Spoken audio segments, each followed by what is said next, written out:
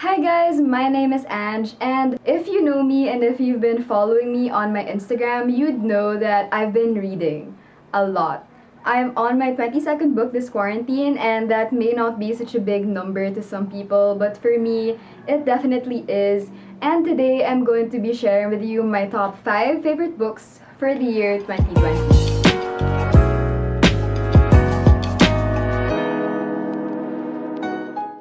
So first up, I've got a book that is probably the most mind-blowing book that I've ever read in my entire life ever, and it's none other than 21 Lessons for the 21st Century by Yuval Noah Harari. So I actually found this book in a Bill Gates reading list, and it definitely did not disappoint. And it's about how we are living in this age of bewilderment, or that period in between big historical events that shape humanity.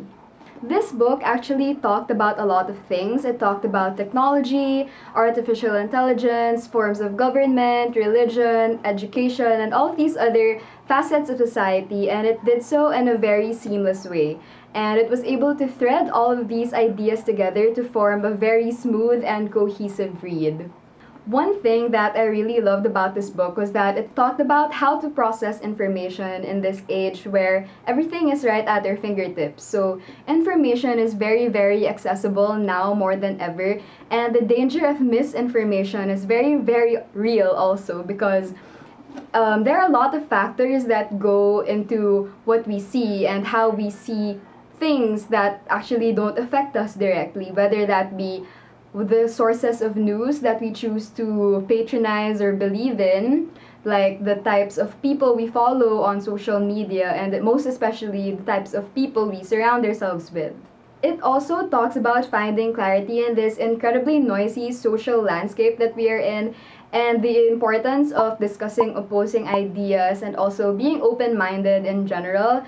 Because honestly, if we just stay stuck in this, as he calls it, echo chamber of like-minded friends and self-confirming news feeds, then I don't think we're gonna get anywhere near the solutions that we actually need for society. He also made a lot of points regarding artificial intelligence and how an algorithm could know yourself better than you actually know yourself, and that's kind of insane. But I don't want to give away too much because reading this was such a religious experience, and I would definitely recommend this to everyone watching.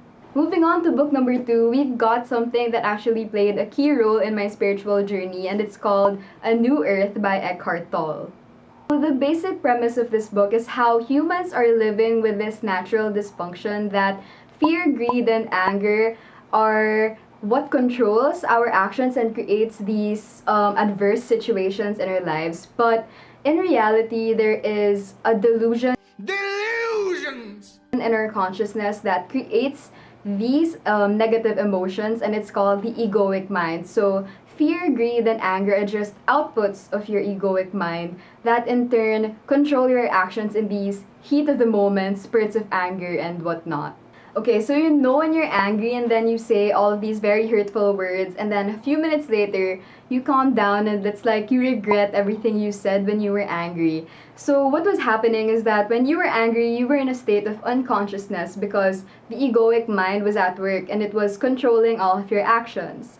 And when you've calmed down, you're brought back into a state of consciousness where the observing mind is at work instead. So the book is called A New Earth because the author argues that as the years go by and as humans find stillness in themselves, that kind of consciousness is continually blooming in our minds, and he dreams of a world where people are all completely aware. And honestly, I don't agree with that because 2020 is proof in and of itself that the opposite is happening right now.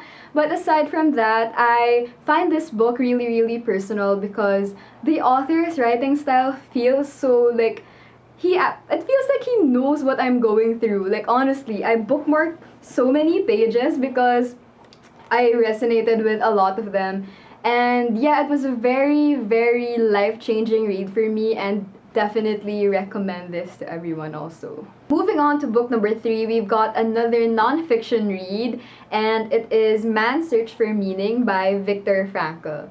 And sobrang funny nga kasi I was gonna buy this book like online, but then I found out that my sister had it because she needed it for a class, and so it was a required reading for her, and I read it out of leisure, and maybe I'm that just much of a nerd.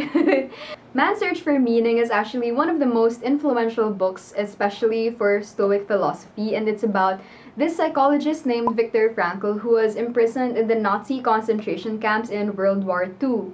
And this book is all about how he stayed sane in the concentration camps through his method of psychotherapy, which focused on finding a purpose for your life and living your life towards that goal.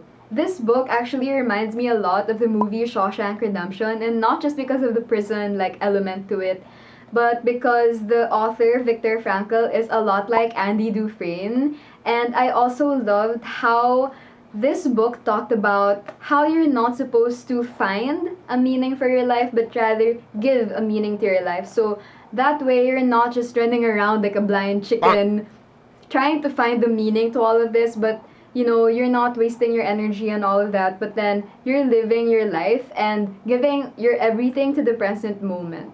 This was a really quick read, and I loved it because even though it wasn't that lighthearted, it still was very comforting because, in such a negative situation, in a negative setting, in a very, very almost dystopian world like World War II, the author was still able to find stillness in himself and focus on living in the present moment, and that is what I'm trying to achieve in my everyday life as well. Moving on to the next book, we've got Brief Answers to the Big Questions by Stephen Hawking. And this was actually the last book that he was working on before he passed away.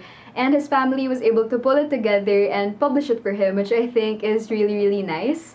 And it's exactly what the title says. So it's his brief answers to the big questions like, is there a God? How did it all start? What is inside a black hole? Can we predict the future? And aside from that, he was also able to give like a glimpse into his personal life, and he was able to showcase his humor as well, and he was actually pretty funny. He was able to make the very technical parts easier to understand, and it's not like I was able to read everything smoothly. I still had to read some passages over and over just to get a good grasp on it. But it definitely didn't feel like I was reading a textbook or anything like that. I don't know if you guys would know this, but I'm actually a self-professed space nerd. Like, I love reading about space and space travel and SpaceX and NASA and all of these theoretical physics stuff, because I don't know, it's just very humbling. Like, human existence in itself is such a wonderful thing. Like, it's amazing how we are the most intelligent creatures and we have the capability to study about ourselves, like what's going on in ourselves, what's going on around us, and what's going on beyond us. And that's very, very humbling because you realize that humans are just tiny specks in the universe, and most of the time we think that the world revolves around us, but it does not. Like, it doesn't give a shit. And I'm gonna stop before I go into an existential crisis. But yeah, I loved this book because it further instilled that wonder that comes with learning about space and humans, and just how uncertain the future can be, but how we can also shape the future that we want. Moving on to the last and also the only fiction book that I've included in this list, we've got A Gentleman in Moscow by Amor Towles, and I'm not sure how to pronounce the author's last name, but it is here in case you don't want to search it up. Anyway, this book is basically about this man called Count Alexander Rostov, and he was sentenced to a house arrest in Moscow, and he was staying in a hotel called the Metropole Hotel. And this all happened when all of the major changes in Russia were happening with their government, and you'd honestly think that this book would be very dark. Like, I thought it was super dark, but like after reading the first few chapters, it turned out that it was very wholesome. Like, it was so nice, it was super colorful, and it illustrated Russia in a very, very unique way, and definitely changed my perspective on how Russia is actually publicly perceived by a lot of people. this book also had like a lot of lovable characters. Like when I was reading, I felt like I had a personal connection with all of them. Like you'd really get attached to them and like worry about what's going to happen to them in the book. And I think that's how you know that a book is good. It's when you feel like everything happening is actually reality and not just words on a page. And I love how this book was able to do that despite my lack of Russian like knowledge. Like I literally don't know anything about Russia.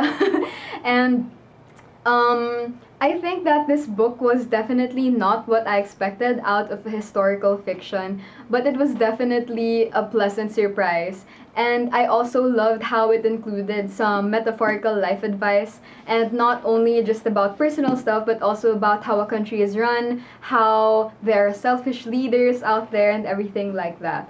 So, yeah, I would definitely recommend this book to anyone looking for an adventure in a book, because even though this book only had one setting, it was still a definite page turner. Like, I couldn't stop reading it. So, yeah, definitely recommend A Gentleman in Moscow by Amor. Alright, so those are my top 5 books for the year 2020. If you're still here, thank you so much for sticking around, and I hope you enjoyed hearing me nerd out for about how many minutes.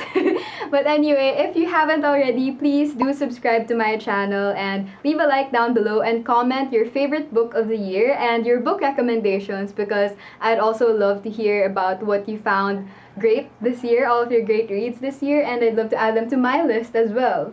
So with that, thank you so much again for watching, and I'll see you in my next video. Bye!